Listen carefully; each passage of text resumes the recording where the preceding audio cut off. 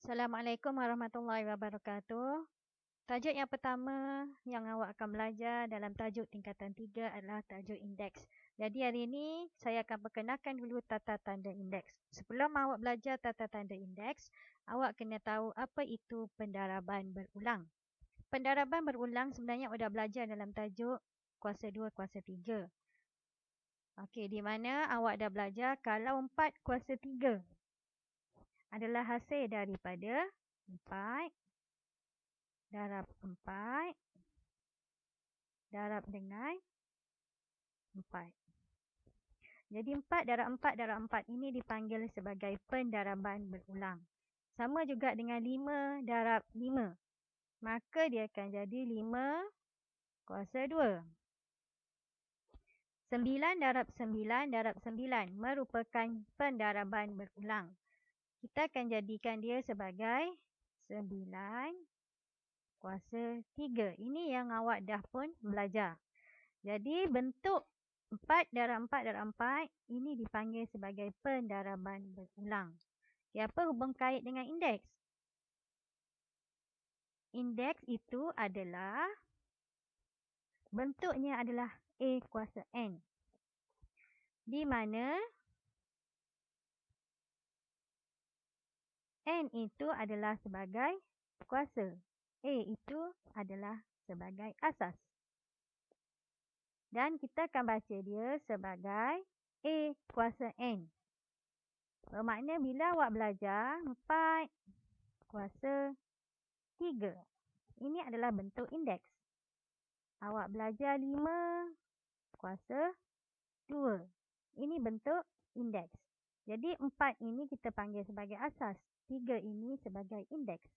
5 sebagai asas, 5 kuasa 2, 5 sebagai asas, 2 sebagai indeks.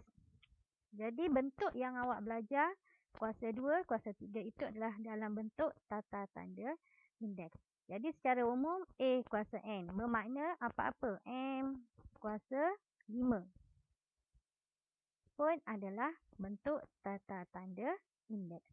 Indeks ni boleh banyak, sama ada positif, negatif, semua boleh. Jadi yang hari ini awak kena tahu tata tanda indeks ini adalah bentuknya A kuasa N. Bila A kuasa N namanya adalah bentuk tata tanda indeks. Jadi hari ini awak kena kenal pasti mana asas, mana indeks. Lepas tu macam mana nak jadikan dia bentuk pendaraban berulang dan juga macam mana nak jadikan dia dalam bentuk indeks. Kita tengok latihan dalam buku teks muka surat 3, soalan nombor 1. Lengkapkan jadual di bawah dengan asas atau indeks bagi nombor ataupun sebutan. Okey, jadi 5. Asasnya 5. So cari dekat soalan ni mana asasnya 5 ni. Jadi indeksnya adalah 3. Kalau dia bagi indeksnya 6, awak cari mana dalam soalan ni indeksnya 6. So ini adalah indeksnya 6. Bermakna asasnya adalah M. Okey, lagi satu contoh saya ambil 8. Asasnya 8. Jadi indeksnya apa? Dia tak tulis apa-apa pun kat situ. Bermakna indeksnya adalah 1. Jadi awak kena ingat sebarang nombor bulat, indeksnya adalah 1.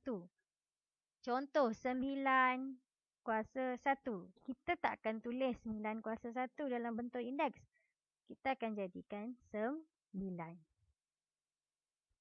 Y kuasa 1. Kita tak akan tulis Y kuasa 1. Kita hanya akan tulis sebagai Y sahaja.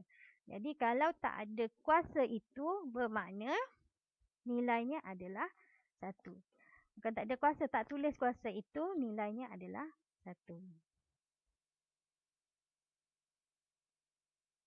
Okay, itu soalan pertama. Soalan kedua, nyatakan pendaraban berulang. Dia bagi dalam pendaraban berulang. Dia suruh jadikan dalam bentuk indeks A kuasa N.